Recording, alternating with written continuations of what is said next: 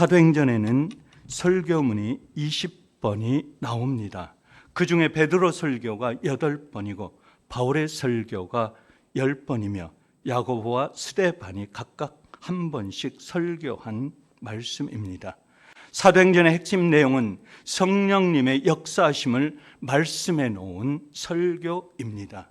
사도행전에서 첫 번째 설교는 사도행전 1장 16절에 형제들아 성령이 다윗의 입을 통하여 예수 잡는 자들의 길잡이가 된 유다를 가리켜 미리 말씀하신 성경이 응하였으니, 그리고 20번째 설교는 사도행전 28장 25절 말씀에 서로 흩어질 때에 바울이 한 말로 이르되 성령이 선지자 이사야를 통하여 너희 조상들에게 말씀하신 것이 옳도다 해서 20번째 설교까지 말씀하고 있습니다.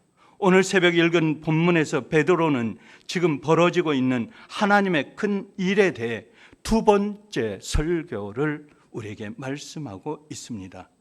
사도행전 2장 14절 말씀에 베드로가 11사도와 함께 서서 소리를 높여 이르되 유대인들과 예루살렘에 사는 모든 사람들아, 이 일을 너희에게 알게 할 것이니 내 말에 귀를 기울이라 라고 말씀하고 있습니다.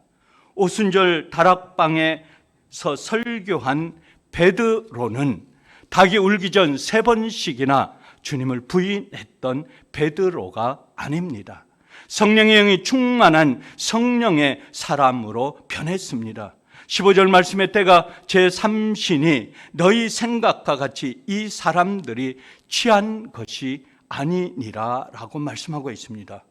베드로는 오순절 다락방에 모인 사람들의 술 취한 것이 아님을 두 가지 예를 들어 설교하면서 말씀하고 있습니다. 유대인의 시간에 대해 언급하고 있습니다. 때가 제3신이, 유대인의 제3신은 오전 9시를 가리키고 있습니다. 유대인들은 하루에 2번씩 식사를 합니다. 제3시, 즉 오전 9시는 성전에서 제사를 드리는 시간이고 1시간 후에 10시에 밥을 먹는 시간입니다. 그래서 베드로는 제3시, 즉 오전 9시는 여기 모인 사람들 모두가 술 취한 사람들이 아니라고 하는 것을 말씀하고 있으며, 그 술 취한 것이 아니라 하나님께서 주님이 하늘로 올라가시면서 내리시는 성령의 영, 하나님의 영을 부어주신 그 영에 취한 것을 말씀하고 있는 것을 볼 수가 있습니다. 사도행전 2장 17절에 하나님의 말씀하시기를 말세 내가 내 영을 모든 육체에 부어주리니 너희의 자녀들은 예언할 것이요 너희의 젊은이는 환상을 보고 너희의 늙은이들은 꿈을 꾸겠다라고 하는 이 말씀은 바로 구약성경 요엘서 2장 28절의 말씀 인용하여 말세는 성령의 영의 모든 육체에 임한다고 말씀하고 있는 것입니다. 요엘 선지자가 언급한 모든 육체와 베드로 사도가 설교한 모든 육체는 과거와 현재 오늘 우리가 살고 있는 지금 우리를 넘어 다음 세대, 즉 주님께서 재림하시는 순간 함께하는 모든 육체를 말씀하고 있습니다. 구약 성경의 삶을 살고 있던 그 사람들, 그리고 우리가 현재를 살아가고 있는 저와 여러분들, 그리고 다음 세대 우리 자녀들이 살고 있는 모든 세대들에게 부어주시는, 주님께서 재림하시는 그 순간까지 부어주시는 성령의 영을 함께 하시는 하나님의 영을 가르치고 있는 것을 말씀하고 있습니다. 성령을 주시는데 그냥 주시지 않고 부어주신다고 말씀하고 있는 것입니다. 이것이 하나님께서 우리에게 하시는 일이요 큰 뜻이요, 하나님께서 주님 예수 그리스도를 이 세상에 우리에게 보내주신 일이라고 하는 것입니다. 사도행전 2장 22절 말씀에 너희도 아는 바와 같이 하나님께서 나사렛 예수로 큰 권능과 기사와 표적을 너희 가운데에 베푸신다라고 말씀하고 있습니다. 하나님의 일은 무엇입니까? 우리에게 부어주시는 하나님의 영은 무엇입니까? 하나님께 우리를 통해서 하시는 일이 무엇인 것입니까? 하나님의 일은 예수님의 생애와 예수님의 사역을 말씀하고 있습니다. 본문은 예수님을 표현할 때 나사렛 예수라고 22절 말씀에 말씀하고 있습니다. 공생의 시간에 주님께 육체를 가지고 실제하신 예수 그리스도를 명확하게 공간 속에서 행하시는 예수님의 일을 말씀하고 있습니다. 나사렛이라는 동네에서 예수님이 공생의 기간 동안에 우리 사람들과 제자들과 함께 이적을 베풀고 그에게 말씀을 전하고 복음을 전한 예수님의 실제적인 공생의 기간의 말씀을 말하고 있는 것입니다. 역사적으로 실제하신 예수님이 말씀하고 있습니다. 예수님은 큰 권능과 이적과 표적을 행하신 것을 말씀하고 있습니다. 아무도 보지 않게 몰래 하신 것이 아니라 모든 사람이 다 아는 가운데 행하신 일을 말씀하고 있는 것입니다. 예수님을 믿지 않을 수는 있어도 예수님께서 이 땅에 행하신 이적을, 그 일을 행하신 것을 모르는 사람은 없는 것입니다. 믿지 않는 사람도 그것을 알고 있다고 하는 것입니다. 사도행전 2장 23절 말씀에 그가 하나님께서 정하신 뜻과 미리 아신 대로 내준 바 되었거늘 너희가 법 없는 자들의 손을 빌려 못 박아 죽였으나 라고 말씀하고 있습니다. 하나님께서 또 행하신 일은 예수님의 죽으신 일을 행하셨다고 하는 것입니다. 예수님의 죽음이 사탄의 계획에 계략에 의한 것이 아니라 하나님의 뜻과 하나님의 계획대로 이루어진 일이라고 하는 것입니다. 그렇기 때문에 신명기 21장 22절 23절에 사람이 만일 죽을 죄를 범하였으므로 내가 그를 죽여 나무 위에 달거든 그 시체를 나무에 밤새도록 두지 말고 그날에 장사하여 내 하나님 여호와께서 내게 기업으로 주시는 땅을 더럽히지 말라. 나무에 달린 자는 하나님께 저주를 받았음이라. 사탄이 노린 계략과 계획인 것입니다. 이 말씀은 패역한 자들에게 내리는 벌입니다. 이 내리는 벌은 무엇입니까? 하나님의 저주를 뜻하는 것입니다. 이 저주를 사탄의 계략이, 마귀의 계략에 넘어간 것으로, 꾀임에 넘어간 것으로 마귀는 이것을 즐겨 했던 것입니다. 이것이 바로 예수 그리스도의 십자가에 못 박혀 돌아가신 그것을 마귀는 이 계략으로 그 이후에 부활의 이를 알지 못한 그들의 모습인 것을 이 예수님이 죽으시는 순간 사탄은 기뻐했을 것이라는 것입니다. 사탄은 이것을 예수님의 부활하심을 알지 못했습니다. 예수님이 나무에 십자가에 못 박혀 죽으신 것만 알았습니다. 그리고 구약 성경에 말씀하신 예언의 말씀대로 구약에 일어난 그것만 알고 있었지 예수님이 십자가에 못 박히심으로 말미암아 사흘 만에 죽음에서 살아나셔서 부활하신 그것을 알지 못했다고 하는 것을 이 말씀 속에서 보고 있는 것입니다.